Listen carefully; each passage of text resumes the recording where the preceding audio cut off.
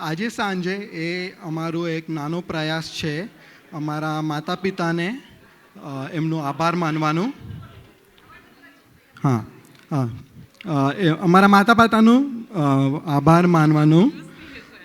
તમે બધા અહીંયા પધાર્યા છો. ઇનફેક્ટ થોડા લોકો કચ્છથી આવ્યા છે, નાગપુરથી આવ્યા છે, બરોડાથી આવ્યા છે. તમારા બિઝી સ્કેડ્યુલમાંથી તમે સમય કાઢીને આવ્યા છો, એમના માટે ખૂબ જ ધન્યવાદ. જય જિનેન્દ્ર. માતા પિતા એ આપણી એક ઇમારતના પાયા અને પિલર સમાન હોય છે.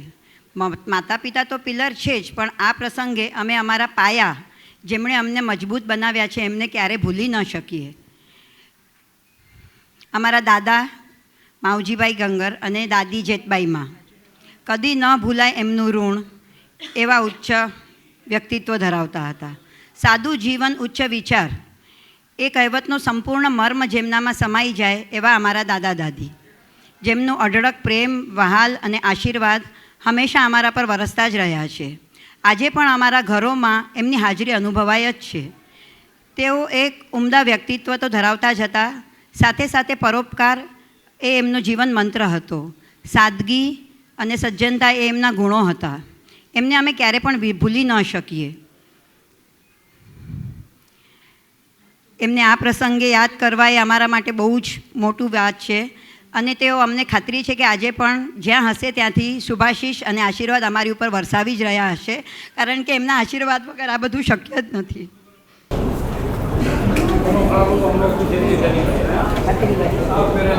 અમે લોકોએ પહેલાં નક્કી કર્યું કે કોણ કોના બારામાં બોલશે, તો હું પહેલાં જ પિકઅપ કરી લીધું કે હું પપ્પાના બારામાં બોલીશ.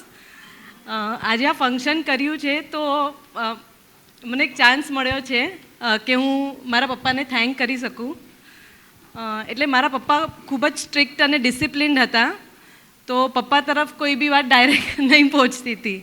ઓલવેઝ મમ્મીના થ્રુ જ જતી હતી અને એ ગમતું પણ નહીં હતું કદાચ એટલું એમ સ્ટ્રિક્ટનેસ ને ડિસિપ્લિન બચપનમાં. પણ હવે આજે જ્યારે હું મને જોઉં છું તો મને એમ લાગે છે કે એ જે સ્ટ્રિક્ટનેસ અને ડિસિપ્લિન હતું એ અમારા લાઈફમાં બહુ જ અમને ઉપયોગી નીવડ્યું છે. અને મને મારા પોતાના લાઈફ માટે અને મારા બચ્ચાઓના લાઈફ માટે એ એક બહુ જ બ્લેસિંગ થઈ ગયું છે. તો આઈ વોન્ટ ટુ સે કે ધ જર્ની ફ્રોમ એમને કાંઈ નહીં કહેવાનુંથી હવે આજે મને કાંઈ પણ શેર કરવું હોય કે કંઈ ઓપિનિયન લેવું હોય તો હું પહેલો ફોન પપ્પાને જ કરું છું. તો આઈ ફીલ કે ધ જર્ની વોઝ બેસ્ટ, કે કાંઈ નહીં કહેવાથી આજે બધું જ ઓપિનિયન હું એમનાથી લઉં છું. અને બીજી એક વાત કે એ પોતાની લાઈફસ્ટાઈલ એકદમ સિમ્પલ રાખીને એને મેન્ટેન કરીને કોઈને બી હેલ્પ કરવા માટે જે ઓલવેઝ તૈયાર હોય છે અને હંમેશા કરતા હોય છે. તો મને એમ લાગે છે કે એ વસ્તુ અમને પણ લેવી જોવે અને અમને પણ એ એક વસ્તુ ફોલો કરવી જોવે, જેના માટે હું બહુ જ પ્રાઉડફુલ છું. લાસ્ટ કોઈ બોલો. હેલો, આજે ખૂબ જ ખાસ દિવસ છે. અમે એમનું એનિવર્સરી અને એમનું બર્થડે એ બંને પ્રસંગ નહીં પરંતુ અદ્ભુત એમની જીવનની જે ઉજવણી છે એ સેલિબ્રેટ કરવા ભેગા થયા છીએ.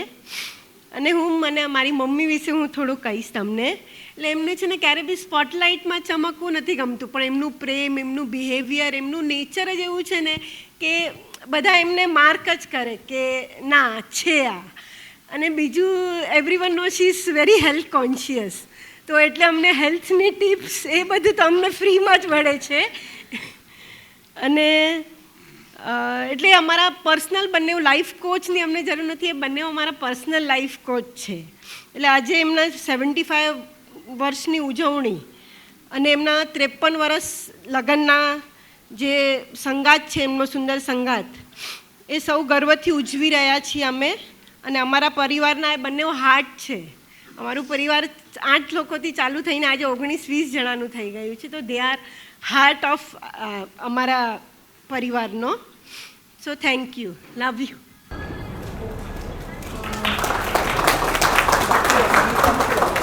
બિફોર એન્ડિંગ હું 2 શબ્દ કહીશ કે એટલે જેને નહીં કાઉન્ટ કરશું તો it's not good. I am very thankful to Kriti મિકેન ગંગર,